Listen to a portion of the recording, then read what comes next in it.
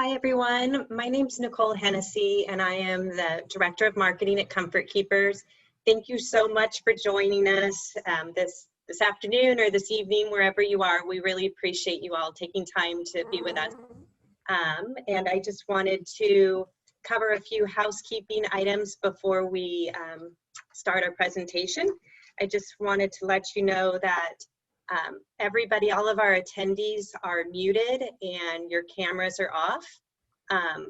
Also, the chat feature at the bottom of your screen has been disabled, but if you see at the very bottom of your screen, there should be a black bar, and on there you will see a little Q&A button. So during the presentation, if you have any questions at all, please feel free to enter those into the Q&A. And then at the end of the presentation, Sherri will do her best to answer all of your questions. So please feel free to enter those questions there in the Q&A.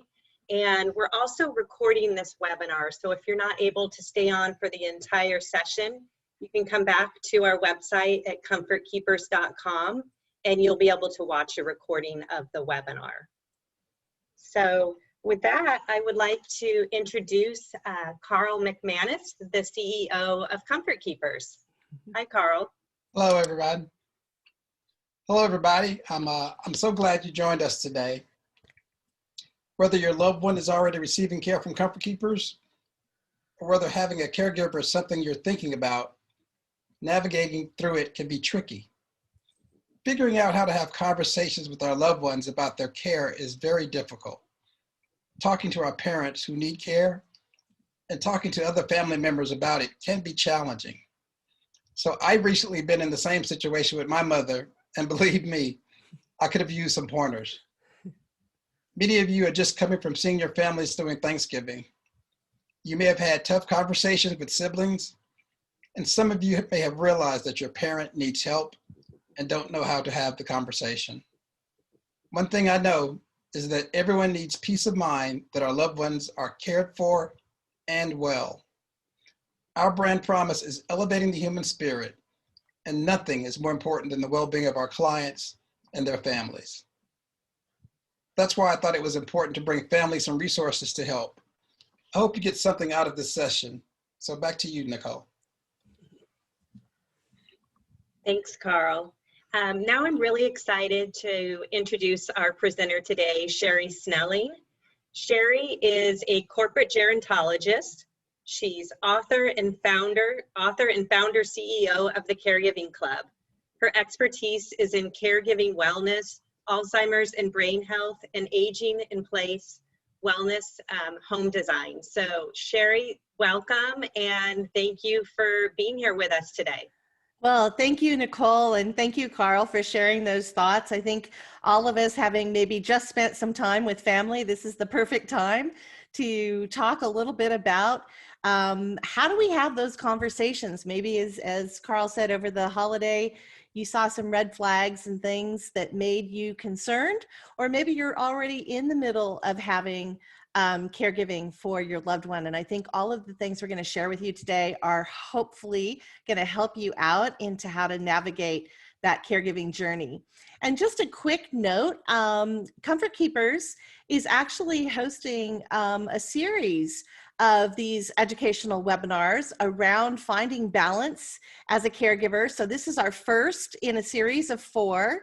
We'll have another webinar that's going to be coming up in January, on January 12th. We hope you'll come back and join us for that. That's going to be all about self-care and how to find wellness.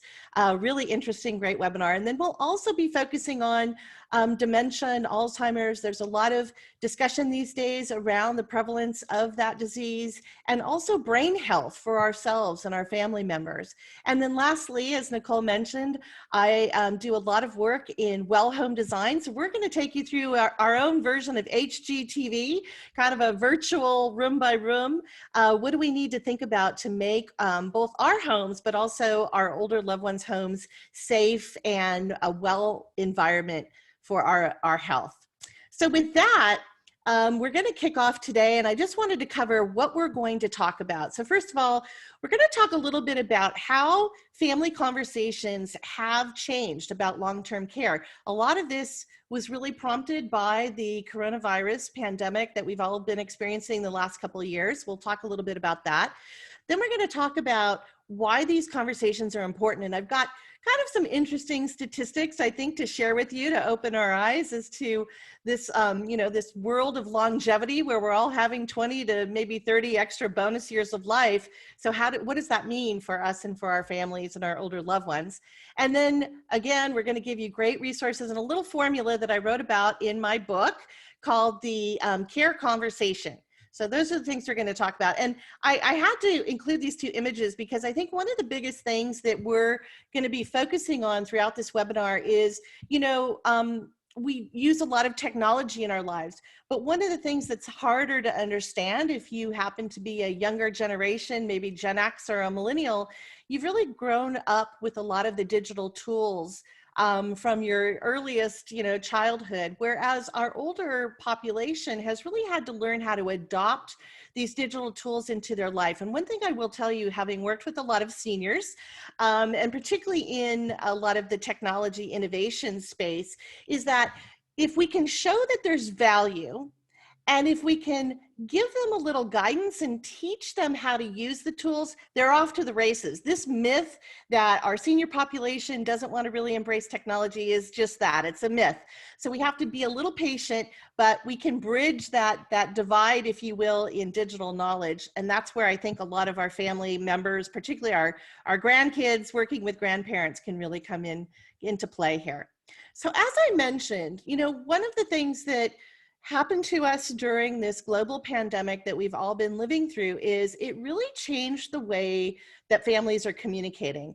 And, when we saw that our older populations were more at risk for the virus and more vulnerable, we needed to social distance. We needed to, have a lot of safeties and protections in place. And a lot of us turned to things like, for instance, video chat, as you see in this image, to communicate with loved ones in a safe way. So again, I think that we've already kind of stepped up in terms of helping our older parents or even grandparents learn to use some of these digital tools. But I think that going forward, what we're seeing is that technology is going to play a really important role in how we continue to communicate and to continue to help support our older loved ones. If you think about things like the rise of telehealth, so many of the doctor visits and even things like teletherapy, they just exploded during the pandemic. I mean, I think I saw some statistics that said it was like 1,000 to 4,000 % increase in terms of the deployment of telehealth, and also making sure now that Medicare might even reimburse some of these visits. What that means to us as family caregivers, though, is that maybe before this is going to ease our burden of having to drive a loved one to a doctor's appointment, but we still may want to be engaged. And that was where we have to have conversations about things like a HIPAA authorization, which is the privacy and protection of your health information and your health records. So as long as your loved one said, yes, this is my older daughter, or this is my son or my spouse or partner, whomever it is, they are authorized to hear and be involved and engaged in my health, then we can even join some of these virtual visits. So things like that really started to change. And I know it's probably already prompted a lot of conversations within our families. I think the other big thing is that, when we think about caregiving and caregiving for older parents and grandparents, we often think about things like where will they live and, what kind of care will they need and, how do we keep them safe at home? But we often neglect to think about the financial discussion. And unfortunately, we know that medical bills can literally bankrupt families. We see, I think 50% of personal bankruptcies are based on medical bills that are just overwhelming. So really starting to understand the landscape of what is long-term care, what's involved in long-term care from a financial basis, and what are the costs of care? What do we need to plan ahead for? And of course, you know, one of the things you're going to hear from me throughout this webinar is we want to start these conversations early. One of the reasons why is because from a financial standpoint, we need a lot of runway in order to be able to prepare and make sure that there is enough, you know, of our loved one has saved enough, or we're tapping into all the benefits that we can. Perhaps, you know, what does the long-term care insurance benefit that your loved one may have? What does that look like? How long will that last? All of those things are things we often do in the middle of a crisis. And it's the last thing that we think about. So if we can start to prepare a little bit earlier and at least know some of the basics, particularly around the finances, it's going to help out our families a lot. And as you see there, again, one of the things that COVID did is it kickstarted this thought process around the fact that we are all facing potential health vulnerabilities that are outside of our control, whether that might be a diagnosis of, you know, cancer or dementia or Alzheimer's, or whether it's something like the pandemic. It's made us think a little bit about how are we going to manage that as a family. And one of the things I think is really interesting, there was a survey that was done that showed that 60% of family caregivers really want financial advice. They need that guidance. They want to make sure they have financial wellness just as much as we have physical or emotional wellness. And part of that is really just understanding what are the costs of care and what are going to be the best choices for us that we can plan for. So both our long-term care for us, but or for our loved ones, but also for ourselves. We're starting to think ahead, which is always a good thing. We like the preparation and the planning. And then lastly, I think one of the things that we saw is the pandemic really put before all of us this topic of death. And it's a taboo topic still. It's a subject that nobody wants to talk about. It's not an uplifting topic. We don't want to think about losing a loved one, but on the news every night, and maybe even within your own families, we were experiencing that loss. And what that did is it started to open up these conversations about death and dying.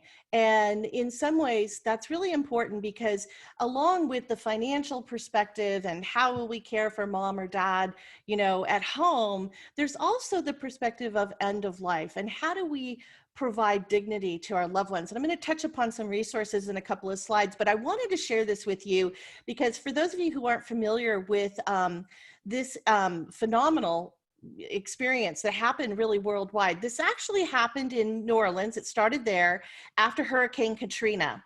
And there was an installation artist, Candy Chang, and she wanted to help the city heal after the devastation of the hurricane. And what she did is she put up all these blackboards around the city and she painted at the very top, "Before I die, ... And then she put out colored chalk and the lines that everybody could fill in.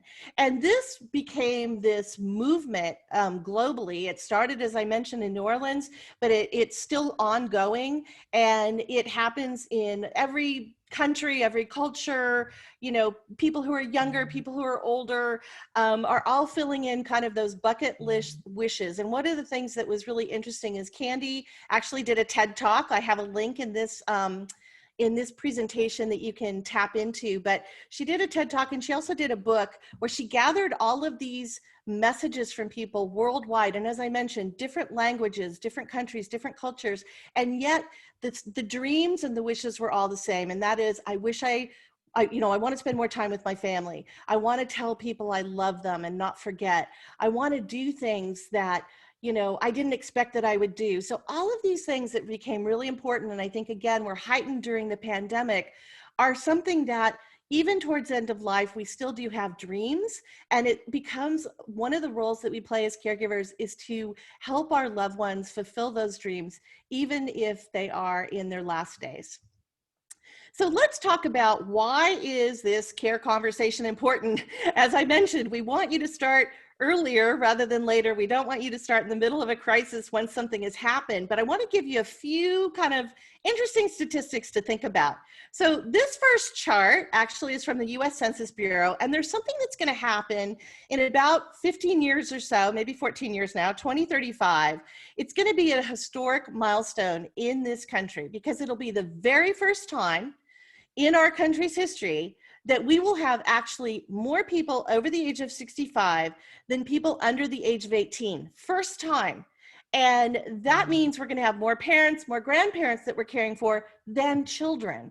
And so to kind of take that all in, part of this is because obviously we're living longer. You know, we keep hearing about this longevity experience that we're all going through, but also the fertility rates have lowered. And so people aren't having as many children.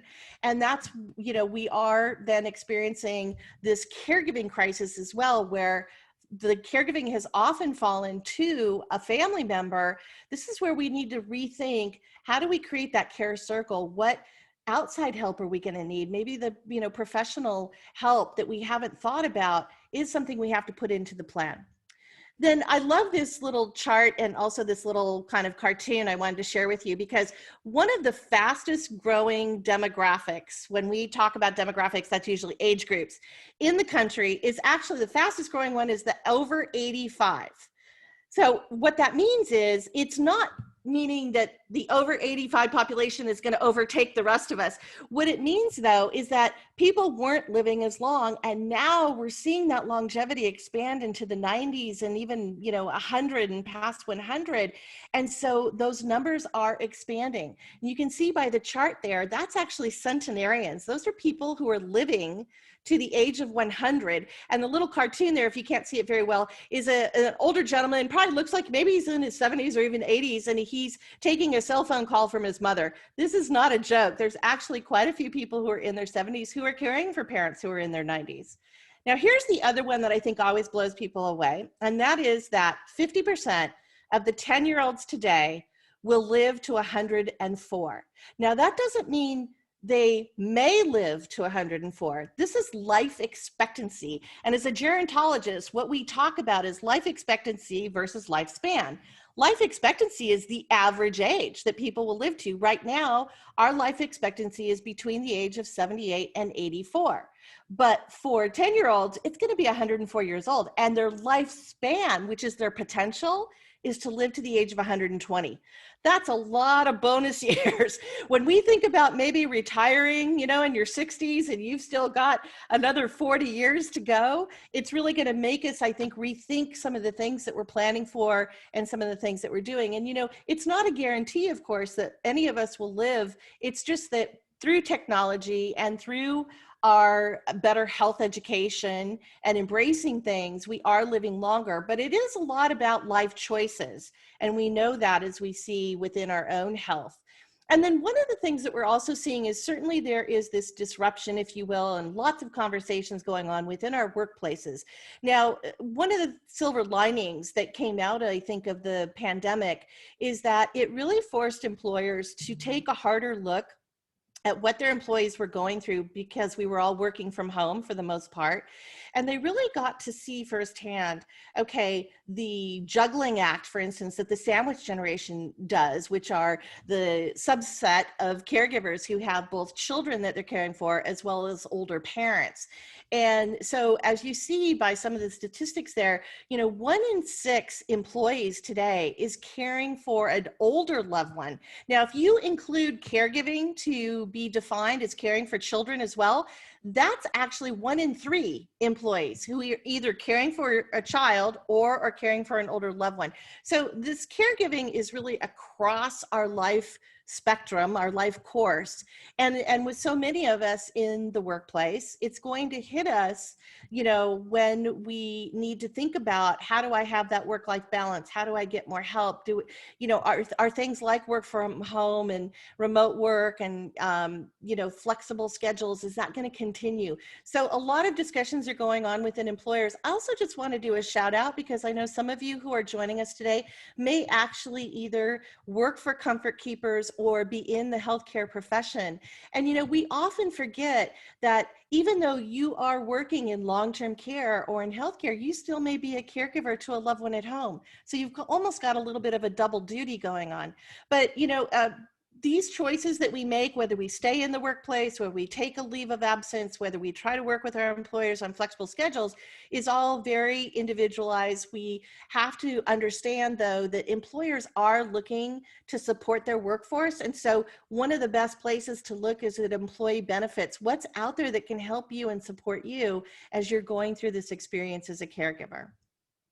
And as I mentioned, caregiving now spans 5 generations. So the biggest group is there in the middle. That's our millennials and our Gen X. And millennials and Gen X are probably the biggest and largest group of what we call that sandwich generation, where there's still children you're caring for, but also now older parents.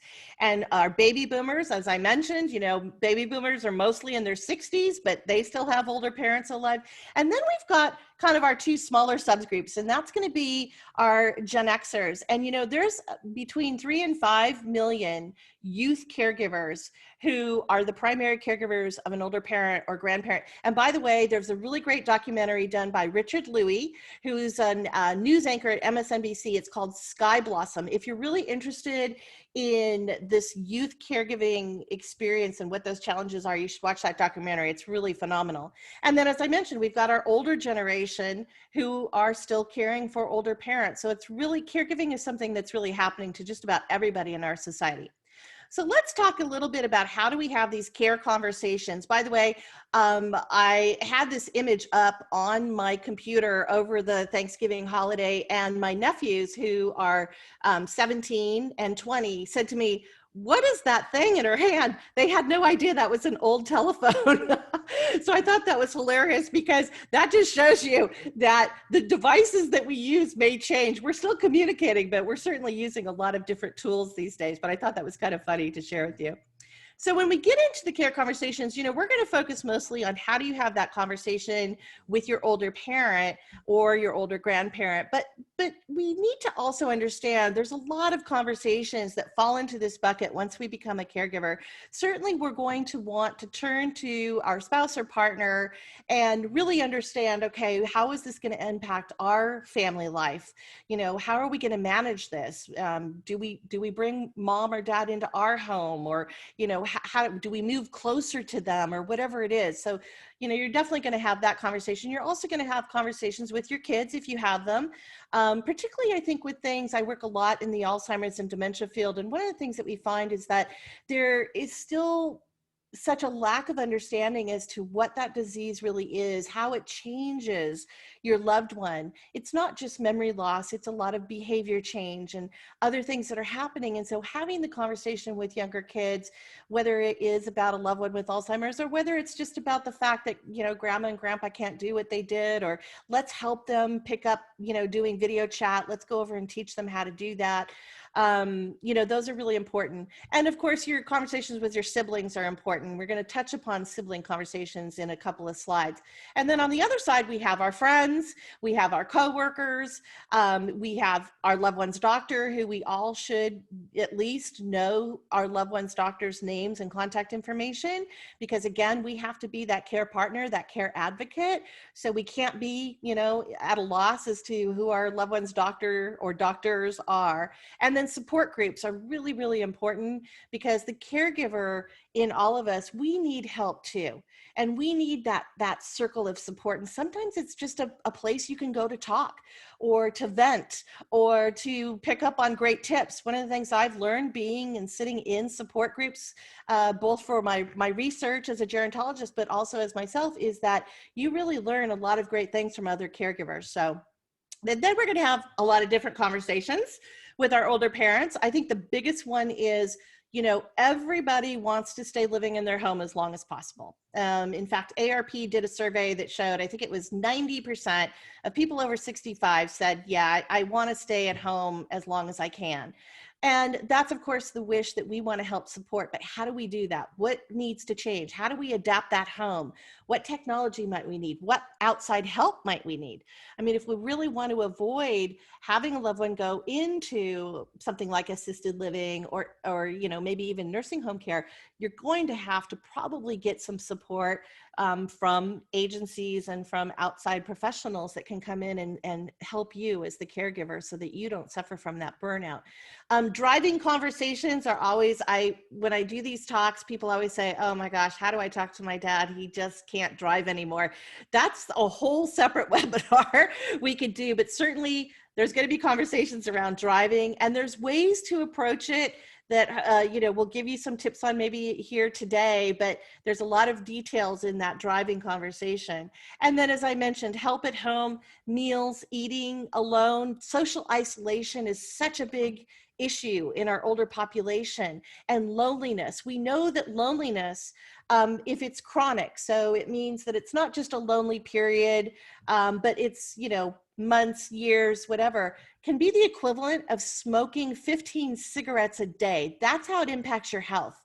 That's both for ourselves, and we might feel lonely, as well as our older loved ones. So what are the tools out there? What are the solutions that can help to overcome that loneliness? And then learning about our family, not just our family health history, which is something we should all know, right? We want to know what might be things that we should have, that we have a higher risk for, but also just family history. I think that one of the great things about getting together over the holidays is learning a little bit more about our family history, and some of those stories that are out there that really kind of help us all understand where we came from and who we are. And then I mentioned the technology. That's a big discussion, and one that we know that we're having.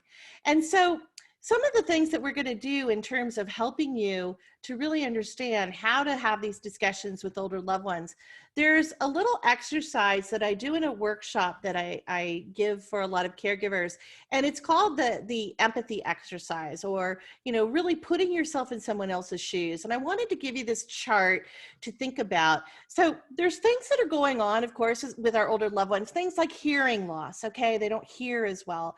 Even articulation. Sometimes even with our kids, they kind of mumble a little bit. Well, articulating becomes really important, and looking into someone's eyes. One of the things that I think we often lose when we use a lot of the tech tools and even social media is that looking into someone's eyes and really feeling that presence and learning about body language, being able to identify and understand body language becomes really, really important. But this chart is really showing you how do we use our emotional intelligence, which is what empathy really is, to understand what's going on. So for us, our lives are crazy, right? We're multitasking all the time. If you're like me, I've got checklists, that I'm checking off everything that I need to do, and everything's kind of fast paced, and I'm, planning for the future and how are things going to look. And, I'm definitely, hopefully in control, although some days that's questionable, but, I'm feeling a lot of control over my environment. And, I'm looking at beginnings. And what's happening on the other side? What's happening for your parents or your grandparents? Well, life is slower. Maybe they aren't working anymore and they don't have that fast pace of that workplace, and even a little identity loss. We see with a lot of people who retire, they're at somewhat of a loss as to who they are anymore, because so often our work really defines who we are. So they're reinvestigating, okay, what is it about my life that has meaning? And what is my legacy? What am I leaving? Because my time horizons are shorter. I'm looking at endings, not necessarily a whole lot of beginnings. So I'm doing a lot of backwards reflection. And one of the things that's also happening is, let's face it, we can't stop age from happening. And it's not always a bad thing, because the alternative is really something none of us want. But with age comes, a little bit of loss of control over the physical aspects. As I mentioned, your hearing loss. All of us probably who are past the age of 35 use reading glasses, right? So we have a little bit of vision loss, but the body starts to rebel a little bit, the joints and, back is a little achier. And there could be other issues as well. Well, with that physical loss of control, that exacerbates the need to have control over other aspects in our life. This is more of a psychological phenomenon that happens. And it really happens with older adults, because they're feeling those physical limitations, so they want even more control over things that they know that they can make decisions on or whatever. So you're going to probably see a little bit of that, a little pushback. And so one of the things that you want to be mindful of is we want to solve problems, right? Me with my checklist, I just need to check it off. I can't really deal with this today because I don't have time. But we have to take a pause and we have to say, Mom, what do you think? give them the control. You can still get to the answers that you need, or maybe help influence the answer a little bit, but it's so much better than saying, well, I think you should do this because we're in a hurry and we just need to, get through this, right? It's not about us, it's about them. So this is where I say, put ourselves in the shoes of an older loved one and think about some of these things. Give them the decisions, even if you lead them to the decision. And also recognize that when people are older, they want to resolve conflicts. One of the personal stories that I tell is my parents were divorced when I was very young, and I didn't grow up with my dad. He actually lived in Europe for a good part of my youth, but he did come back to the States. And it wasn't until the last 3 to 4 years of his life that we really developed any kind of relationship. And it was mostly on his part. He knew that his time horizon was shorter, and he wanted to resolve not having had that bond that so many fathers and daughters have. And I think that the grace that we can give our older loved ones is to try to resolve those conflicts as well. It's going to help us out in terms of our own health, but it also does a lot of good for our older loved ones' health. Now, the other thing is being present. Okay, so again, we're all tied to our smartphones. It's our lifeline. But one of the things that we need to be mindful of is really kind of powering down. Or there's a great YouTube video by a British gentleman named Gary Turk. It's called Look Up. I would recommend that you watch this video and also have your kids watch it, because it's what happens to us as we're all just on our phones, doing social media, doing whatever, responding to stuff. We're not looking up. We're missing the important things in life. And this is why it becomes really important for us to think about, how do we make sure that we're present? How do we give our older loved ones that relevancy and say to them, you are valuable. You are important enough for me to turn off this phone right now and really listen and really take it all in and look into your eyes. Again, do that body language. Part of the reason also that we like to do the eye contact, and you can do it a little bit over video chat, is that when you go eye to eye with somebody, usually if it's a positive experience, you're releasing oxytocin. Oxytocin is the feel-good hormone inside our bodies that bonds us with the person that we're having this eye contact with. And it also makes us feel comforted. It makes us feel safer, and it makes us feel more loving. So those are the reasons why we want to not be, looking at the phone the whole time, but really thinking about how do we give, that kind of presence to our loved one. And then, there's sometimes there's a difference between dealing or talking to mom and dad. Again, I think these are stereotypes probably, so it may not apply to every single mom and dad out there. I've had people say to me when I give this talk, oh no, my mom definitely wants control. I don't know that she's as concerned about security as she's concerned about control. So, you could apply both of these things to older parents or grandparents. But what we see with a lot of dads is they don't want their family to worry. They've always been kind of the head of the household. It's like, hey, honey, it's taken care of. Don't worry about it. Now, one thing that's really interesting, though, is that dads are more open to having conversations about the financial aspects of long-term care than moms are, which is interesting. But that came out of a survey that was done a few years ago. The other thing that we know about dads is, again, dads want to be kind of the head of the household, a little bit in charge. They don't like the term caregiver. So I often say, well, we need to identify as caregivers so that we can get the help we need, because the resources out there are all named, caregiving this, caregiving that. But maybe we have to be a little bit sensitive in calling ourselves my dad's caregiver, because again, that makes dads, they feel vulnerable. They feel like, I don't need a caregiver, I'm fine. Maybe it's a word like assistant, or, extra help, dad. You need somebody that you can tell what you need done in the kitchen, or you need this meal prepared, or whatever. Give them that sense of control. And what we often see is that there's more acceptance into having that extra help when it's not making them feel vulnerable or frail. And we also see that a lot of older dads live with their kids, whereas we see more women in things like assisted living and also memory care. Now, part of this could be because women tend to outlive men 3 to 4 years. But also I think it's really interesting that we will take our dads in, whereas maybe moms, not as much, or maybe moms want that independence, but moms certainly want security. We do know that 40% of women over the age of 65 rely solely on their Social Security or their deceased spouse's Social Security for their living expenses. And with the costs that escalate, and if they don't have things like long-term care insurance, this can be a concern. So we also know that a lot of widows change financial advisors 3 to 5 years after their loved one dies because they didn't feel like they were being heard. So this goes back to, we need to listen, we need to help, facilitate, how do we do that financial planning and help our moms with that long-term care.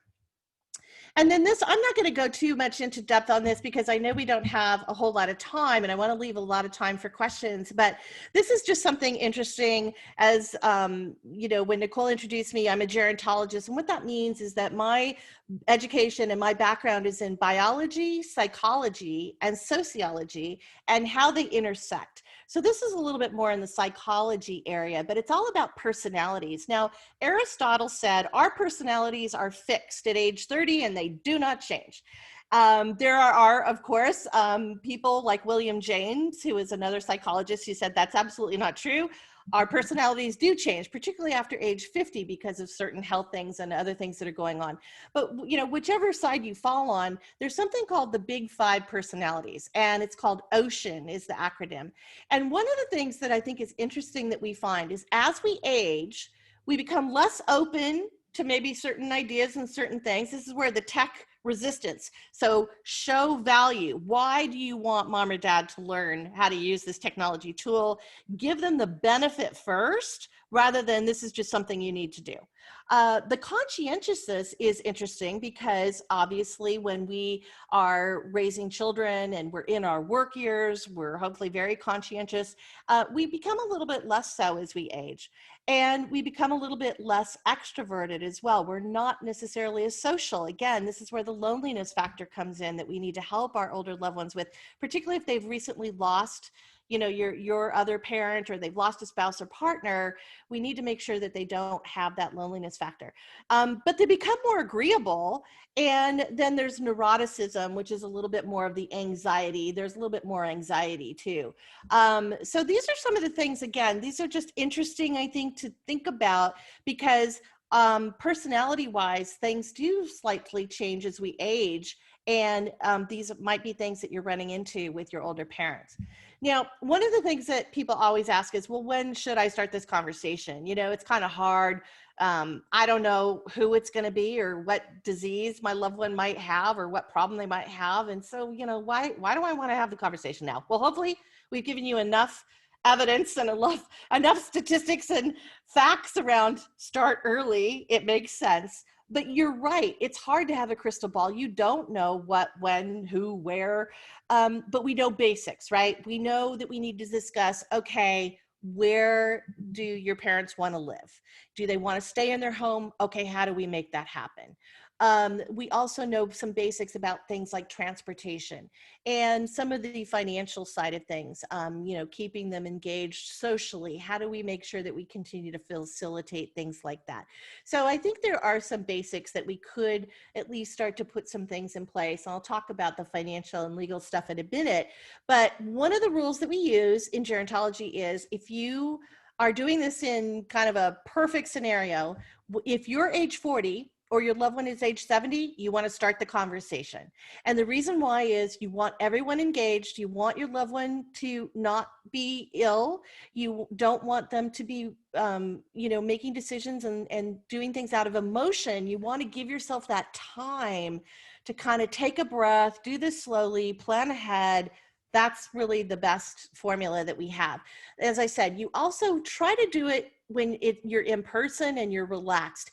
Holidays may not be the best time to have this conversation because let's face it, we're all coming together for joyful celebrations. We don't want to be the downer at the party. This is a time maybe to observe. This is a time to watch and see have things changed. Or maybe what you do is you do plan to stay a couple extra days or spend a little extra time so you can see more of the daily life of your loved one. And that's going to give you some input and some little things that maybe things are changing and your loved one does need more help.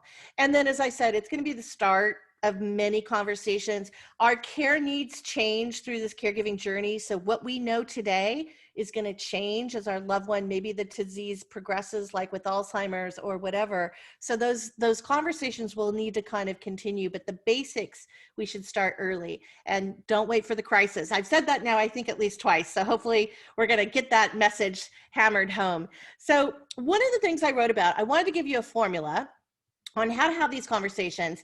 And I wrote about this in my book, and I'm going to give you what I call the care conversation formula. So first thing is, how do we start these conversations? Like, you know, what I don't want to be like a 60 Minutes reporter and start peppering mom and dad with, okay, do you have a long-term care insurance plan? And do you have this? And, you know, what's this? I mean, yes, we need to know all those things, but it's a little bit difficult. And also, again, your parents might be resistant. I know my mom and my stepdad, when I first started this conversation with them, again, I got the, don't worry about it, honey, it's all taken care of. Okay, what does that mean?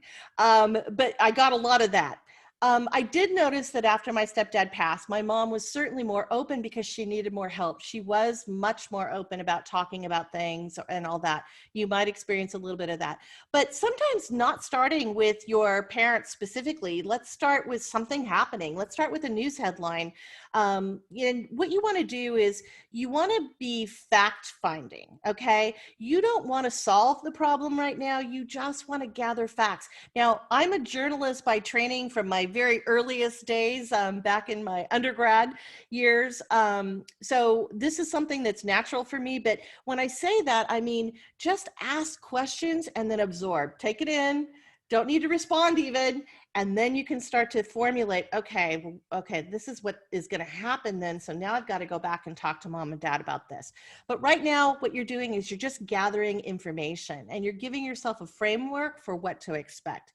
Now, when I say use the headlines, here's what I'm talking about. Coronavirus, of course, biggest headline that we've had, continues to be probably our biggest headline with all the variants and things that are going on. But I gave you these 3 pictures of these men, because first of all, we know that older men were more at risk, at least when the original coronavirus came out.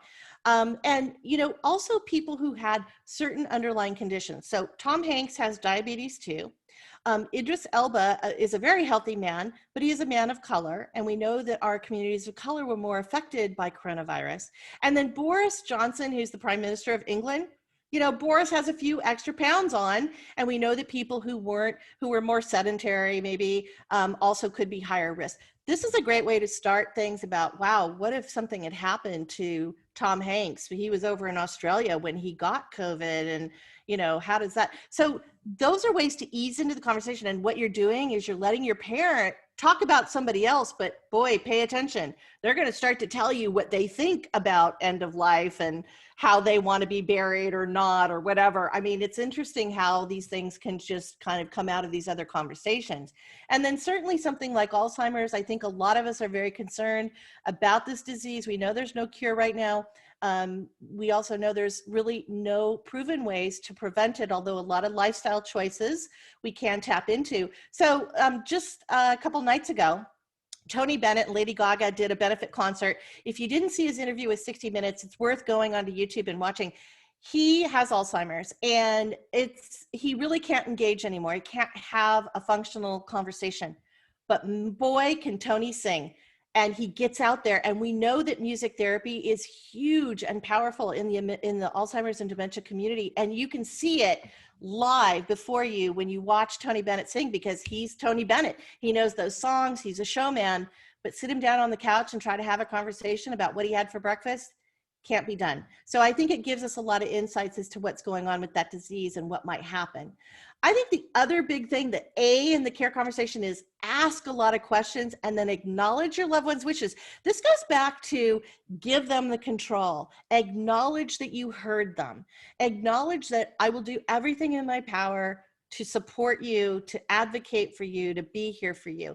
Now, that doesn't mean that we have to give up our lives to be caregivers, and I'm going to talk a little bit about that, but I think the biggest word here is listen. You know, so often, again, our lives are fast-paced. We're just trying to get through the day. We don't have a whole lot of time. We don't do active listening. That goes back to shutting off the smartphone and looking into your loved one's eyes. When you engage on that level, you almost are forced to listen.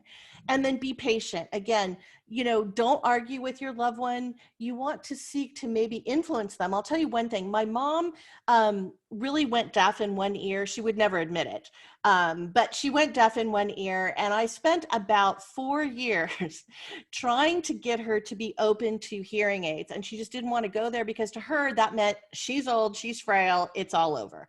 So she just didn't want to talk about it. So try as I might, and I'm supposed to be an expert here, right? I could not get her to really think about it. So what I did is, my mom loves to read, and she loves to read, articles and stuff. I just started sending her articles about how unmanaged hearing loss can be a risk factor for Alzheimer's disease, which of course is her biggest fear. And all of a sudden she started to become a little bit more open. So I was influencing her to get her where I felt, she should be. And thankfully I can tell you she has hearing aids now, which is wonderful. But give your parents that sense of control. Let them come at this in their own way. And then when they make a choice that is really not good for you, I think that's when we have to push back and we have to have the conversation and say, okay, Mom, I understand you want to do that. This is how it's going to impact me. And I'm just not sure I can do that. That's fair, because we shouldn't have to be forced into doing things that may, again, impact our own health and wellness. We want to be there for our loved ones, but we have to have that conversation. And then I just want to share with you, end of life conversations are tough.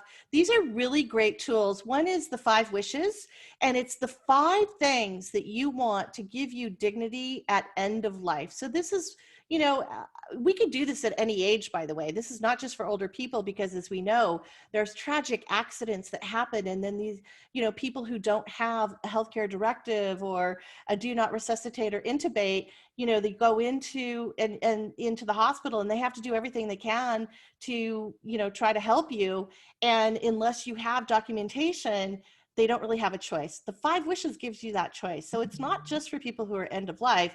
It's actually for, people who also, are younger. And the Dream Foundation is for older people.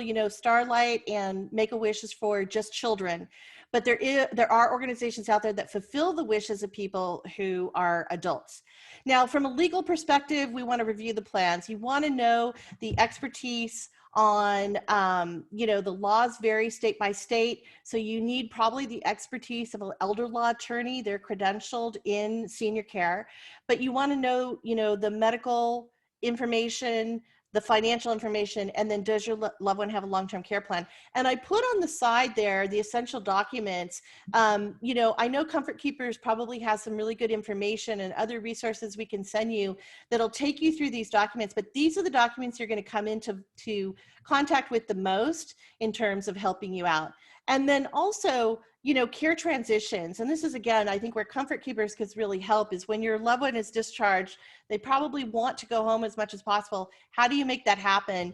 And there's a lot of things happening within that hospital and acute care environment about end of life wishes. Most people want to die at home. Very few people do. So having that conversation on what your loved one wants and then being able to know how to help facilitate that becomes really important. And then the E in care conversation is engage the whole family. Sometimes easier said than done, but we know that we want to have realistic expectations. You want to ask for and accept help from others, particularly in the family. Play to individual strengths. If your brother-in-law is a lawyer, or maybe your brother-in-law is a nurse, have them go to the doctor appointment or sit in on the telehealth, or have the lawyer look at all of the legal paperwork. So create that care team around you, and then just learn to let go of things and have realistic expectations. And if you need to, if you have a lot of sibling conflict, engage a professional like a geriatric care manager who can help facilitate conversations within families. And then I mentioned siblings. I just want to touch really briefly on this because I know we're running out of time, but we know that we revert back to our childhood roles when mom or dad are sick. And so if you've got the bossy older sister, she's going to be bossy in this situation. If you've got maybe, the flaky brother who doesn't really show up and do much, he's probably not going to turn around now. So again, just set your expectations to be realistic. Don't expect more than what has happened in the past, and know how to work around that. And again, get the help that you need. And then again, talk to your workplace. There's a lot of resources now that employers are offering. hopefully a lot of, compassion. So talk to your HR department about your caregiving situation, help educate your coworkers what you're going through. They will become hopefully very compassionate and supportive. And so hopefully we've given you some things to think about, some communication techniques, also how to understand family dynamics and how to have those conversations and how to use that care conversation to get started. And then we've got resources. I think you can access these later on, but I wanted to give you these resources that will help you out as well. And then I left you with a reading list. I'm putting on my professor hat. And so these are really great books that help facilitate those conversations, particularly with older adults.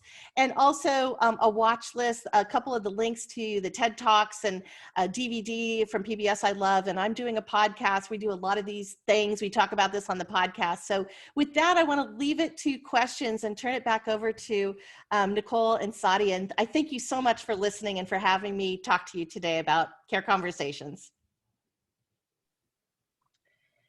Thank you, Sherri. That was wonderful. That was, a lot of great information. Thank you so much. The questions that we had mainly were just comments that people found this information really helpful and useful. So if there's anybody out there that has, any questions that they want to ask Sherri, please feel free to type it into the Q&A. Again, that's at the bottom of your screen. We have a couple of minutes. We can answer any questions if anybody has any questions. Let me check our chat again.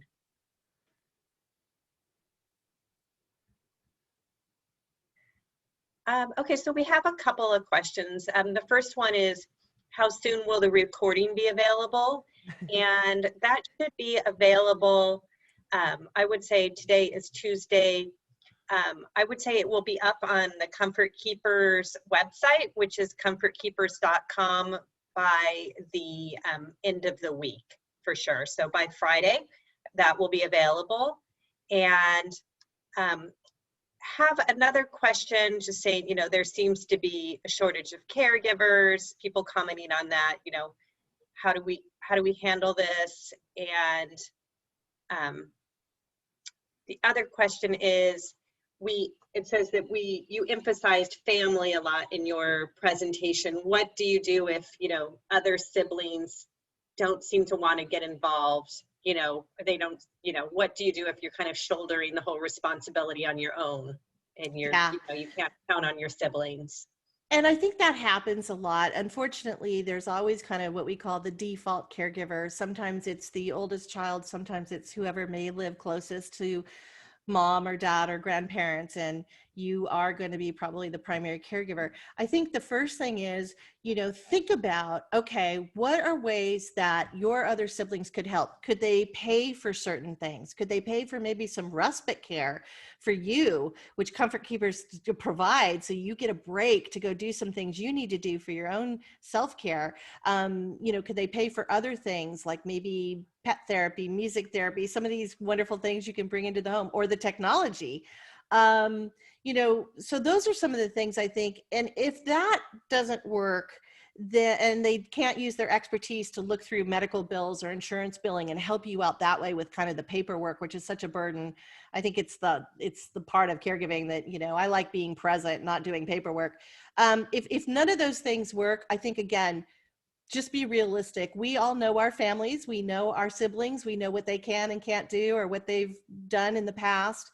And we just have to be realistic about that. And then you have to form another care circle. It might be friends.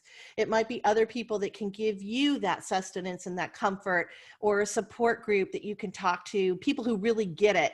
But whatever it is that supports you, you just pivot. If it's not going to be family, it's going to be somewhere else. I also think that comment about we've got less caregivers, I think you're right. Right now we have about 7 family caregivers, or 7 to 1. So, we've got caregivers to cover 7 seniors, but in the future, we only have enough family caregivers to cover 4 seniors. So what does that mean?